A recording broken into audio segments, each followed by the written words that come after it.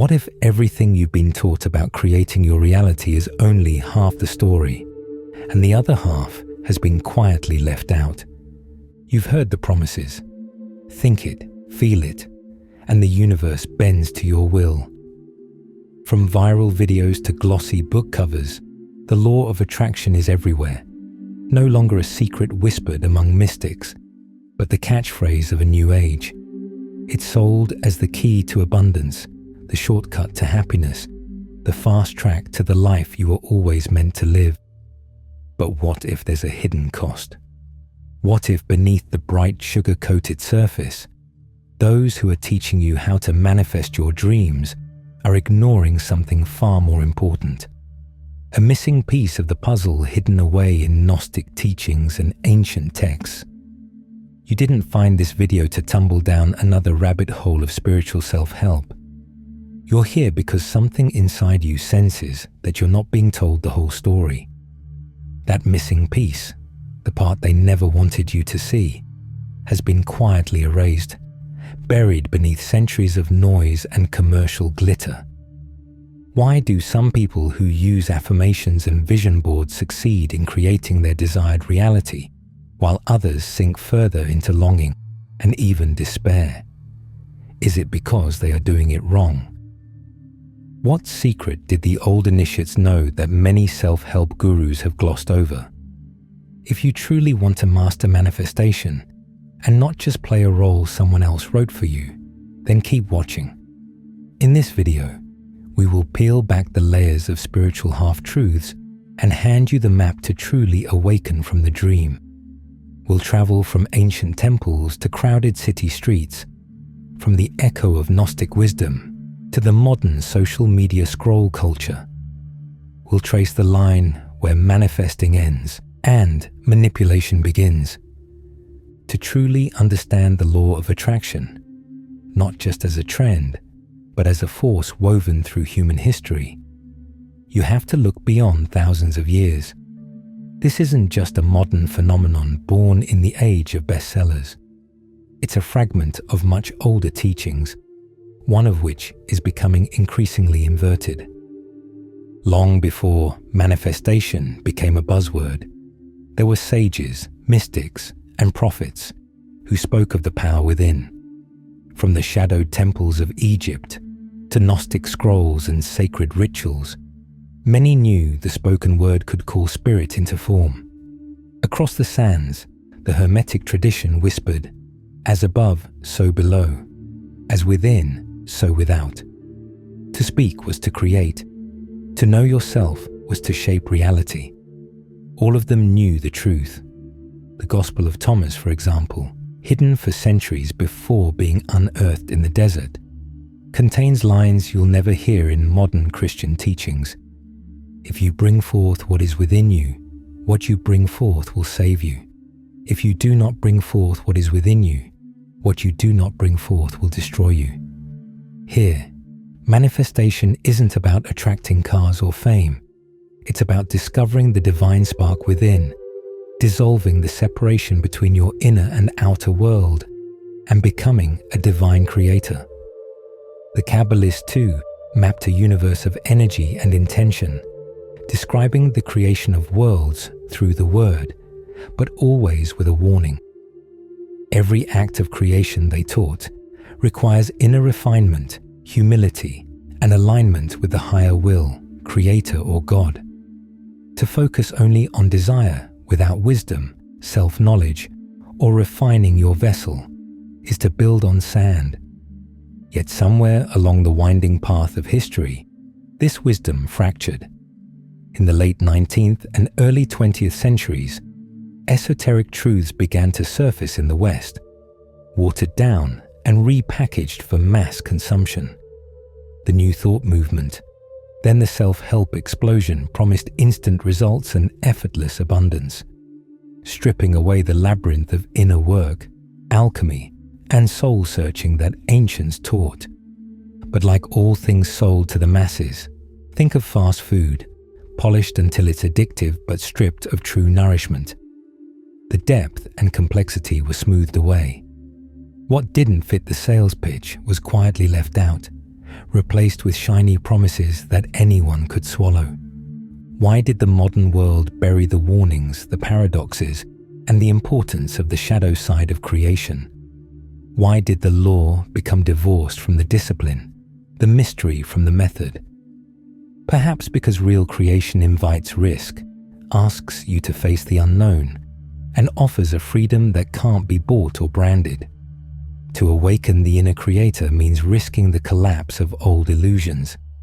It means remembering that you are not just a receiver, but a participant in the cosmic dance, a spark of divinity with the power to imagine, shape, and destroy. This is the secret behind the law of attraction's enduring allure. It hints at your forgotten power, but rarely invites you to fully claim it. So what was lost in translation? What was hidden on purpose? And how might rediscovering these truths change everything about how you create your reality? Because the true story of the law of attraction is not just about wanting, believing, or repeating affirmations. It's about remembering and returning to the source. For just a second, forget the slogans, the endless reels of manifest your dreams echoing across social media as we go deeper into the mechanics of what's really at play when you set an intention, whisper a wish, or hold a vision in your mind. At its surface, the law of attraction tells you, like attracts like. Your thoughts become things. If you want love, be love. If you want abundance, feel abundant. The universe is listening, always reflecting your dominant frequency. But is that all there is? Or is there a hidden circuitry behind the scenes, a spiritual architecture most fail to see? Ancient mystics and Gnostics saw manifestation not as wish-granting, but as alignment. They understood that your outer world is shaped not just by fleeting desires, but by the deep patterns you hold beneath your awareness. It isn't simply thinking a thought. It's the quality of your inner state, the resonance of your soul that magnetizes reality. Imagine your consciousness as a tuning fork. You can strike it with affirmations, positive thinking, and vision boards. But if old stories, fears, doubts, or unhealed wounds are not acknowledged and elevated to be healed, those too send their frequency into the world. But here's the paradox. Your shadow is just as important as your desires. This is why so many find themselves repeating the same cycles, attracting what they say they don't want, as if some invisible hand keeps turning the wheel. The Gnostic texts spoke of Archons, forces that feed on unconscious patterns, keeping seekers looping through the same dreams and disappointments, mistaking the shadow for the light. These Archons act as gatekeepers within the fabric of reality itself, weaving webs of distraction and illusion. Their power isn't in brute force, but in keeping seekers lulled into complacency, looping endlessly through the same desires, fears, and disappointments. Each time we chase a surface-level dream or become entangled in collective beliefs, the Archons tighten their grip, nudging us to mistake the shadow for the light and the copy for the original. They thrive on repetition, old habits, reactive emotions, inherited scripts that we play out again and again without awareness. Instead of genuine awakening, the seeker is drawn deeper into the labyrinth of ego and longing, always searching for fulfillment in places it can never truly be found. The Gnostics warned, unless we learn to pierce through these veils and recognize the Archon's subtle manipulations, we remain trapped, projecting our light onto false idols, giving away our creative power to the very forces that profit from our confusion. You may think you're manifesting your desires, but are you? Or are you reenacting inherited scripts, echoes of the collective, family legacies, or subtle manipulation from the world around you? Real creation begins when you see through these patterns. When you ask, not just what do I want, but who is wanting? Whose voice is this inside me? When you shift from chasing outcomes to awakening the creator within, a paradox unfolds. The more you release attachment, the more your world transforms. The less you cling and honor your deepest fears without pushing them away, the more is given. This is the wisdom lost in translation, the missing heart of manifestation. It's not about controlling the universe or trying to think high vibration thoughts all the time. It's about noticing every thought, light and dark, witnessing and alchemizing. Here's the question to hold. Are you really choosing your dreams, or have your dreams been chosen for you? What would it mean to remember that your power doesn't lie only in wishing, but in witnessing, seeing through illusion, and allowing a deeper intention to emerge? There is a reason the ancients began every act of creation with silence, humility, and a willingness to see the truth, no matter how uncomfortable. Because in that moment of clarity, manipulation ends, and true manifestation begins.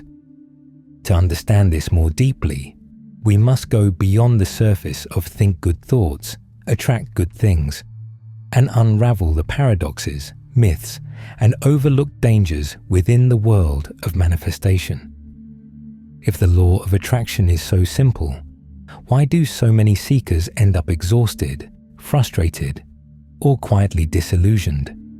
Why do some manifest quick miracles, while others find themselves locked in patterns that never seem to break?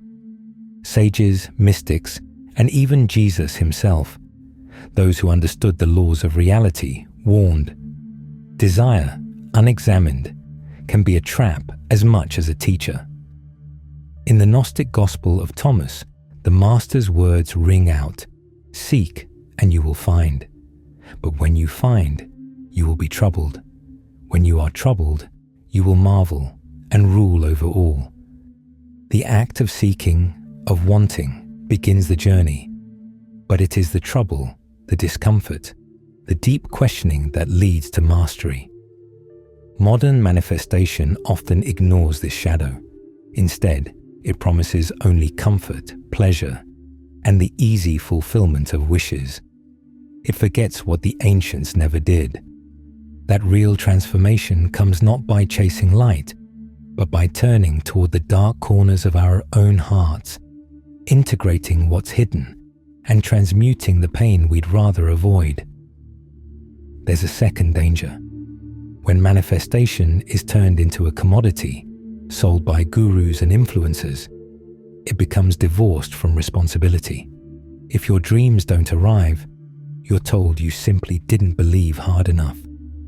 The ancient call to self-knowledge and surrender is replaced by a shallow, try harder.